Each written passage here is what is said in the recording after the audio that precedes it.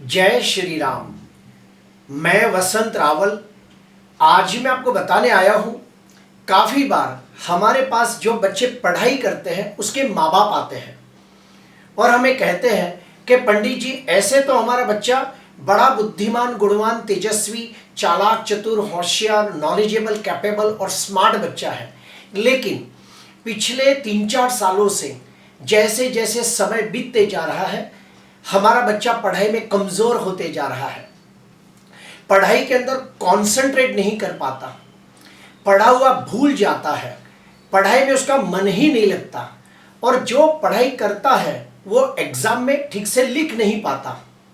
फलस्वरूप उसके परसेंटेज दिन ब दिन घटते जा रहे हैं और हमें बहुत ही चिंता हो रही है कि हमारा बच्चा पढ़ाई लिखाई कर पाएगा या नहीं, या उसकी पढ़ाई आधी अधूरी तो नहीं छूट जाएगी। तो हमारे को बताइए कि हमारा बच्चा क्यों पढ़ाई में कमज़ोर हो रहा है और उसके कौन से उपाय करने चाहिए। तो ऐसी स्थिति में हमें बहुत गहन चीज़ों का अध्ययन करना होता है। पढ़ाई न करने के पीछे बहुत सारे कारण होते हैं और वो कारण आज मैं आपको बताना चाहता हूँ और उसके उपाय भी बताऊंगा। तो आइए देखते हैं। हम लोग उस बच्चे की कुंडली को खोल के सबसे पहले पन्ने पे देखते हैं कि इस बच्चे का जन्म कौन सी तिथि में हुआ है। अगर कोई बच्चे का जन्म कृष्ण पक्ष त्रयोदशी, चतुर्दशी या अमावस्या के दिन हुआ हो तो हम समझ जाते हैं कि ये बच्चा बहुत ही चंचल स्वभाव का होते जा रहा है। क्यों? क्योंकि कृष्ण पक्ष त्रयोदशी, चतुर्दशी, अमावस्या के समय चंद्र टोटली क्षीण होता है, कमजोर होता है, निर्बल होता है। तो ऐसे बच्चे बहुत ही चंचल स्वभाव के होते हैं और बुद्धिमान, गुणवान, तेजस्वी होने के बावजूद पढ़ाई में कंसंट्रेशन नहीं कर पाते और धीरे धीरे उनकी पढ़ाई कमजोर होने लगती है। तो हम उस बच्चे के माँ बाप को कहते हैं कि आपका बच्चा कृष्ण पक्ष त्रयोदशी या फिर चतुर्दशी या फिर अमावस्या के दिन पैदा हुआ है, तो आपको इसके पैदा होते ही 1 साल के अंदर इसकी शांति पूजा करनी चाहिए थी और जब ये बच्चा 15 साल का हो गया तो ये पूजा दोबारा करनी चाहिए थी। अगर अभी भी आपने न की हो तो जल्दी में जल्दी आप अपने बच्चे के लिए कृष्ण पक्ष त्रयोदशी या फिर चतुर्दशी या फिर अमावस्या की जल्दी में जल्दी शांति पूजा करो ताकि आपके बच्चे की पढ़ाई अच्छी हो। अभी हम जानेंगे दूसरा कारण क्या होता है। तो हम लोग दूसरा कारण देखते हैं कि क्या वो बच्चा कोई खराब नक्षत्र में तो पैदा नहीं हुआ है। अभी खराब नक्षत्र कौन कौन से हैं तो वो भी सुन लीजिए। मघा नक्षत्र, आश्लेषा नक्षत्र, ज्येष्ठा नक्षत्र, मूल नक्षत्र, अश्विनी के पहले 2 चरण में जन्म हुआ हो या फिर रेवती नक्षत्र के आखिरी 2 चरण में जन्म हुआ हो, तो ऐसे बच्चे को हम लोग सलाह देते हैं कि इस बच्चे के पैदा होते ही 1 साल के अंदर नक्षत्र शांति पूजा करनी चाहिए और जब वो बच्चा 15 साल का हो जाए तो ये पूजा फिर से करनी चाहिए। जो माँ बाप अपने बच्चे के लिए इन नक्षत्रों की पूजा पैदा होते ही 1 साल में और 15 साल में नहीं करते, वो बच्चे जैसे जैसे पढ़ाई में आगे बढ़ते हैं दिन ब दिन उनकी पढ़ाई कमजोर होने लगती है, पढ़ाई में से उनका कंसंट्रेशन घटने लगता है और वो लोग धीरे धीरे पढ़ाई में निर्बल, कमजोर होने लगते हैं। ये अच्छी बात नहीं है। तो मैं उन माँ बापों को सलाह दूंगा कि अगर आपका बच्चा मघा नक्षत्र में पैदा हुआ हो, आश्लेषा, ज्येष्ठा, मूल नक्षत्र में पैदा हुआ हो, अश्विनी के पहले या दूसरे चरण में पैदा हुआ हो या रेवती के तीसरे चौथे चरण में जन्म हुआ हो, तो अवश्य ही किसी कर्मकांडी विद्वान ब्राह्मण के हाथों से किसी शिव मंदिर में या दुर्गा माता के मंदिर में जाके आपको ये नक्षत्र की शांति पूजा करनी चाहिए। लेकिन याद रहे, आपका बच्चे का जो भी नक्षत्र है उसी दिन ये पूजा होनी चाहिए। अगर आपका बच्चा मघा नक्षत्र में पैदा हुआ है तो वो पूजा मघा नक्षत्र के दिन ही करनी है। अगर आपका बच्चा आश्लेषा नक्षत्र में पैदा हुआ है तो जिस दिन आश्लेषा नक्षत्र हो उसी दिन आश्लेषा नक्षत्र की शांति पूजा करनी चाहिए, वो भी शिव मंदिर के अंदर या तो दुर्गा माता मंदिर के अंदर, वो भी किसी कर्मकांडी विद्वान ब्राह्मण के हाथों से। तो निश्चित तौर पे आपके बच्चे की पढ़ाई में बहुत बहुत लाभ होगा। उसके बाद आता है तीसरा कारण कि बच्चा पढ़ाई में कमजोर क्यों हो सकता है। तो आपकी जानकारी के लिए बता दूं, टोटल 27 प्रकार के योग होते हैं, जिसमें 8 प्रकार के योगों को बहुत ही अशुभ माना गया है।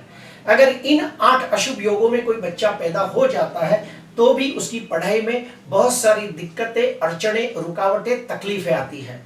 अभी हम जानेंगे वो 8 अशुभ योग कौन कौन से हैं। तो सुनिए, विषकुंभ योग, अतिगंड योग, ध्रुति योग, शूल योग, गंड योग, व्याघात योग, व्यतिपात योग और वैधृति योग। अगर इन 8 योगों में से कोई भी एक योग के अंदर कोई बच्चा जन्म लेता है तो निश्चित तौर पे वो बच्चे की पढ़ाई के अंदर दिक्कतें, अड़चनें, रुकावटें, तकलीफें आती है और वो बच्चा चाह कर भी हायर एजुकेशन, मास्टर डिग्री हासिल नहीं कर पाता। जैसे कि ग्रेजुएशन तो हो जाता है, लेकिन ग्रेजुएशन के बाद एमबीए करना चाहिए, सीए करना चाहिए, एलएलबी करना चाहिए, इंजीनियरिंग के बाद एमटेक करना चाहिए, यूपीएससी, आईपीएससी, आईएएस का एग्जाम देना हो तो उसमें सफलता नहीं मिलती। तो ऐसे बच्चों को मैं सलाह दूंगा कि उनके माँ बाप ने अपने बच्चों के लिए इन अशुभ योगों की शांति पूजा अवश्य करनी चाहिए। उसके बाद आता है चौथा कारण। अगर कोई बच्चा अशुभ करण में पैदा हुआ हो, अशुभ करण कौन सा होता है? विष्टिकरण। इसे काफी लोग भद्राकरण भी कहते हैं। तो कोई बच्चा अगर विष्टिकरण में पैदा हुआ हो तो भी ऐसे बच्चे चाह कर भी पढ़ाई के अंदर कॉन्सेंट्रेट नहीं कर पाते, उनकी पढ़ाई दिन ब दिन कमजोर होती है और वो बच्चा चाह कर भी मास्टर डिग्री हासिल नहीं कर पाता। तो उसके पैदा होते ही 1 साल के अंदर और फिर 15 साल के अंदर विष्टिकरण शांति पूजा करनी चाहिए। याद रहे, कोई भी बच्चा खराब तिथि में पैदा हुआ हो, खराब नक्षत्र में पैदा हुआ हो, खराब योग में पैदा हुआ हो, खराब करण में पैदा हुआ हो तो उसके अंदर सबसे ज्यादा उसका प्रभाव 1 साल से लेके 22 साल तक रहता है और उसी समय बच्चा पढ़ाई करता है। तो हम लोग सलाह देते हैं कि पैदा होते ही 1 साल के अंदर ये पूजा की जाए और जब बच्चा 15 साल का हो जाए तो ये पूजा दोबारा की जाए, ताकि उस बच्चे की पढ़ाई में कोई दिक्कतें, अड़चनें, रुकावटें ना आए और वो बच्चा पढ़ लिख के बहुत बड़ा आदमी बने। अभी हम जानेंगे कि पढ़ाई में विघ्न आने के पीछे और क्या कारण हो सकता है। तो और एक कारण भी मैंने देखा है कि जो भी बच्चा जहाँ जो घर में रहता है, अगर उस घर का ईशान्य कोना अगर डैमेज हो तो भी उस बच्चे की पढ़ाई में दिक्कतें आती है। अभी ईशान्य कोने में कैसे प्रॉब्लम होता है वो मैं आपको बताना चाहता हूँ।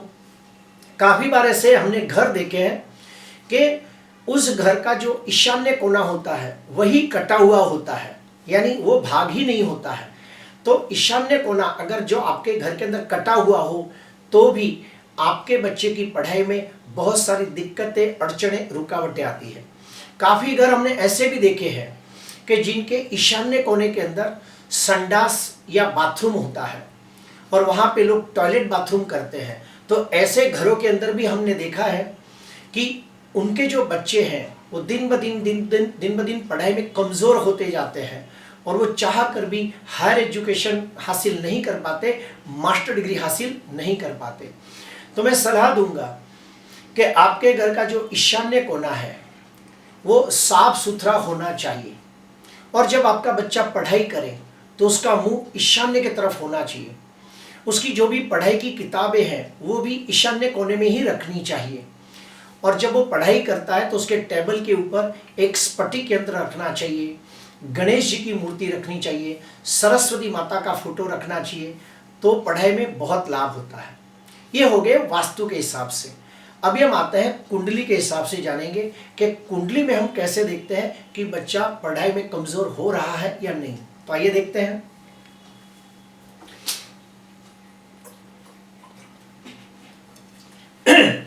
अगर कोई बच्चे की जन्म कुंडली के अंदर हम सबसे पहले देखते हैं कि उसका बुध कमजोर तो नहीं है, क्योंकि नवग्रहों के अंदर जो बुध ग्रह देवता है ये बुद्धि का कारक है, ये स्मरण शक्ति का कारण है, ग्रहण शक्ति का कारण है, विद्या का कारण है। फिर से कहूंगा, बुध बुद्धि, विद्या, ग्रहण शक्ति, स्मरण शक्ति ये सभी का कारण है, कारक है।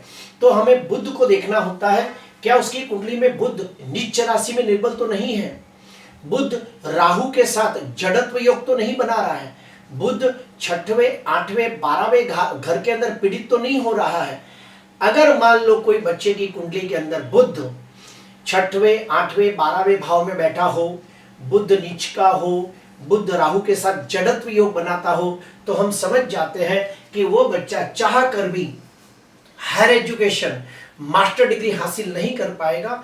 उसकी पढ़ाई में बहुत सारी दिक्कतें, अड़चने, रुकावटें आएगी और पढ़ाई आधी अधूरी छूट जाएगी। फिर आते हैं जन्म कुंडली के अंदर जो 5वां भाव होता है, ये 5वां भाव होता है ग्रेजुएशन की पढ़ाई का, और जो 9वां भाव होता है ये मास्टर डिग्री का होता है। आपकी जानकारी के लिए बता दूं, दूसरा भाव बचपन की पढ़ाई यानी कि किड्जी, वो सब एकदम छोटे बच्चे जो पढ़ाई करते हैं वो दूसरे भाव से देखा जाता है। जब बच्चा ग्रेजुएशन की डिग्री हासिल करता है, commerce graduate, science graduates, arts graduate, तो वो 5म भाव से देखा जाता है। और ग्रेजुएशन के बाद MBA, CA, LLB, MTech, ये जो हायर एजुकेशन है वो 9वें भाव से देखा जाता है। तो हम लोग सबसे पहले उसके 5म भाव का अध्ययन करते हैं। अगर मान लो पंचमाधिपति ग्रह कोई भी हो सकता है, बच्चे की कुंडली में पंचमाधिपति सूर्य भी हो सकता है, चंद्र भी हो सकता है, मंगल भी हो सकता है, बुध गुरु भी हो सकता है, शुक्र शनि भी हो सकता है। आपकी कुंडली के अंदर, आपके बच्चे की कुंडली के अंदर पंचमाधिपति कोई भी ग्रह हो सकता है। अगर वो ग्रह छठवें, 8वें या 12वें भाव में निर्बल हो तो पढ़ाई में दिक्कतें आएगी ही आएगी। अगर पंचमाधिपति ग्रह नीच राशि में निर्बल हो तो भी पढ़ाई में दिक्कतें, अड़चने आएगी और पढ़ाई आधी अधूरी छूट जाएगी। पंचमाधिपति ग्रह राहु के साथ कोई अशुभ योग बनाता हो तो भी पढ़ाई में दिक्कतें आती है। मान लो कि पंचमाधिपति सूर्य है, वो राहु के साथ सूर्य ग्रहण योग बना रहा है। पंचमाधिपति चंद्र है और वो राहु के साथ चंद्र ग्रहण योग बना रहा है। पंचमाधिपति मंगल है, राहु के साथ अंगारक योग बना रहा है। पंचमाधिपति बुध है, राहु के साथ जड़त्व योग बना रहा है। पंचमाधिपति गुरु होकर राहु के साथ चंडाल योग बनाता हो। पंचमाधिपति शुक्र राहु के साथ लंपट योग बनाता हो। पंचमाधिपति शनि राहु के साथ श्रापित योग बनाता हो। तो ऐसे कोई भी अशुभ योग बनते हो तो भी वो बच्चे की पढ़ाई में बहुत सारी दिक्कतें, अड़चने, रुकावटें आती है और वो बच्चा चाह कर भी हायर एजुकेशन हासिल नहीं कर पाता, मास्टर डिग्री हासिल नहीं कर पाता। और भी मैं कहूंगा कि अगर जन्म कुंडली के अंदर अगर 5म भाव पाप कर्तृ योग में हो, अर्थात 2 अशुभ ग्रहों के बीच में हो, तो भी उनकी पढ़ाई के अंदर दिक्कतें आती हैं, जिसे हम पाप कर्तृ योग कहते हैं। वैसे ही पंचमाधिपति ग्रह अगर वो भी 2 पाप ग्रहों के बीच में आ जाए तो उसे हम पाप कर्तृ योग कहते हैं। जैसे कि आप देखिए, पंचमाधिपति कौन है? सूर्य है, वो नीच का है, और शनि और राहु 2 पाप ग्रहों के बीच में है, तो हम कहेंगे पंचमे सूर्य पाप कर्तृ योग में पीड़ित है, ये बच्चे की पढ़ाई में बहुत सारी दिक्कतें आएगी। और भी एक कारण देखा है, अगर कुंडली के अंदर गुरु नीच राशि में निर्बल हो, राहु के साथ चंडाल योग बनाता हो, गुरु के ऊपर पाप गुरु की दृष्टि हो, तो भी ऐसे बच्चों की पढ़ाई में दिक्कतें आती है। अभी हम लोग जानेंगे कि कोई बच्चा पढ़ाई में कमजोर हो तो उसे कौन कौन से उपाय करने चाहिए ताकि उसकी पढ़ाई अच्छी हो और वो मास्टर डिग्री हासिल कर पाए, हायर एजुकेशन हासिल कर पाए, यूपीएससी, आईपीएससी, आईएएस का एग्जाम में पास हो सके। तो उसके बहुत सारे अलग अलग उपाय बताता हूं, करीबन 10 उपाय बताता हूं। कौन कौन से है तो सुनिए। सबसे पहला उपाय, बुध को बलवान किया जाए। तो बुध ग्रह को बलवान करने के लिए उसका उपाय क्या है? तो बुध के मंत्र जाप करें। मंत्र क्या है? ओम ब्राम ब्रीम ब्रौम सह बुधाय नमः। आप छोटा मंत्र भी कर सकते हो, ओम रीम बुधाय नमः, ओम रीम बुधाय नमः, ओम रीम बुधाय नमः। दूसरा मंत्र भी पहले मैं बोल चुका हूं, ओम ब्राम ब्रीम ब्रौम सह बुधाय नमः। ये मंत्र आप 1.25 लाख बार करें और फिर उसका दशांश होम करें तो बुध बलवान होगा और पढ़ाई लिखाई में व्यक्ति को लाभ होगा। दूसरा, माता सरस्वती की उपासना करें। तो सरस्वती का आसान मंत्र कौन सा है? ओम ऐं सरस्वते नमः, ओम ऐं सरस्वते नमः, ओम ऐं सरस्वते नमः।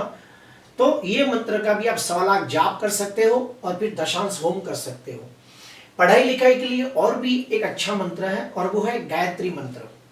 अगर कोई बच्चा पढ़ाई लिखाई के अंदर बहुत ही निपुण होना चाहता हो तो गायत्री माता के 1.25 लाख जाप करने चाहिए। जो मंत्र है ना, ओम भूर्भुवः स्वः तत्सवितुर्वरेण्यं भर्गो देवस्य धीमहि धियो यो नः प्रचोदयात्। तो गायत्री मंत्र के 1.25 लाख जाप करें और फिर उसका दशांश होम करें। उसके बाद और भी आगे जाते हैं तो जो बच्चा है अगर वो पढ़ाई के अंदर निपुण होना चाहता है तो उसे सबसे अच्छा क्या करना चाहिए, तो जो कुंडली के अंदर जो पंचमाधिपति ग्रह है जिसे हम त्रिकोण का मालिक कहते हैं, तो पंचमाधिपति ग्रह का रत्न पहनना चाहिए। एग्जाम्पल, यहाँ पे वृषभ लग्न की कुंडली है, पंचम भाव के अंदर कन्या राशि है, तो कन्या राशि का स्वामी कौन है, बुध है।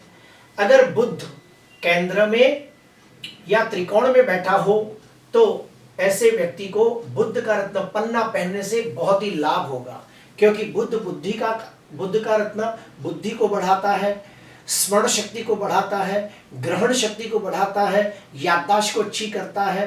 तो बुध का रत्न पहनने से भी लाभ होता है। और लेकिन याद रहे, आपकी कुंडली के अंदर बुध कुंडली का कारक ग्रह होना चाहिए तो ही पहन सकते हो, इसीलिए किसी अच्छे ज्योतिषकार को कुंडली बतानी चाहिए।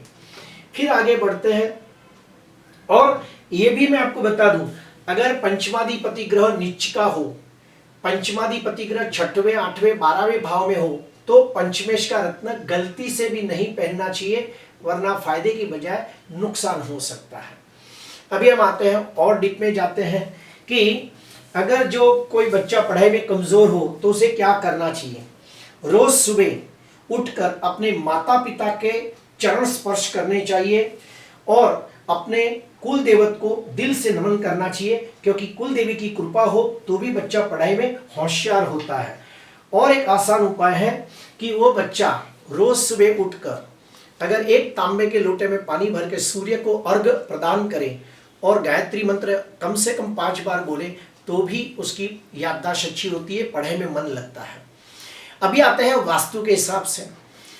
जब अपने घर के अंदर बच्चा जब पढ़ाई करने बैठे तो उसका जो चेहरा है वो ईशान्य दिशा में होना चाहिए, अर्थात पूर्व और उत्तर के बीच में ईशान्य कोण आता है, वहां पे उसका मुंह होना चाहिए पढ़ाई करते समय।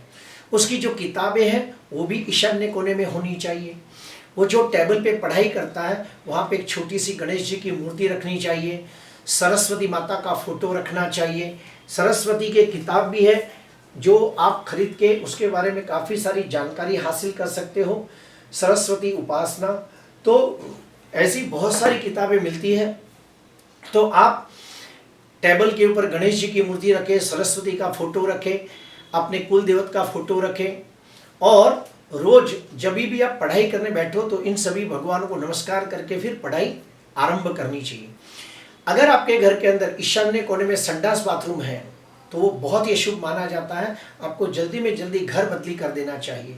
अगर आपके घर का ईशान्य कोना कटा हुआ है तो भी आपको जल्दी में जल्दी घर बदली कर लेना चाहिए, वरना उस घर के अंदर ठीक से न बच्चों की पढ़ाई होगी, न पुरुष की उन्नति प्रगति होगी, और जैसे जैसे समय बीतेगा स्त्री की तबीयत, जो आपकी घर की पत्नी है, उसकी हेल्थ में प्रॉब्लम आएगा। प्रिय दर्शकों, आज मैंने आपको बताया कि अगर कोई बच्चा पढ़ाई ना करता हो तो उसके उपाय कौन कौन से करें। आज के लिए बस इतना ही। आपको अच्छा लगा तो ज़रूर लाइक करना, सब्सक्राइब करना। नमस्कार।